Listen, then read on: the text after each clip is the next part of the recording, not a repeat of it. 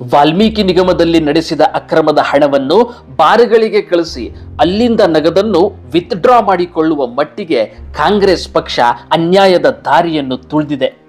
ಮತ್ತೊಬ್ಬರ ಮನೆಗೆ ಬೆಂಕಿ ಹಚ್ಚಿ ಅದರಲ್ಲಿ ಚಳಿ ಕಾಯಿಸಿಕೊಳ್ಳುವುದೇ ಕಾಂಗ್ರೆಸ್ ಪಕ್ಷದವರ ಜನ್ಮಗುಣ.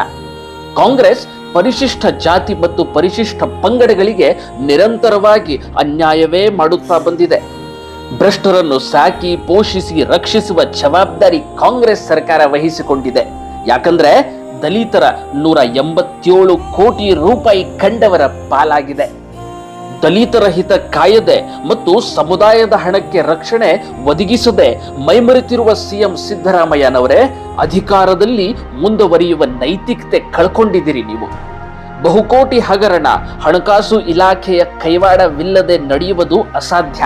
ಹಣಕಾಸು ಖಾತೆ ಹೊಂದಿರುವ ಸಿದ್ದರಾಮಯ್ಯನವರು ತಮ್ಮ ಸ್ಥಾನಕ್ಕೆ ರಾಜೀನಾಮೆ ನೀಡಬೇಕು. ದುಡ್ಡು ಕನ್ನಡಿಗರದು, ಎಣ್ಣೆ ಊಟ ಕಾಂಗ್ರೆಸ್ಸಿಗರದು.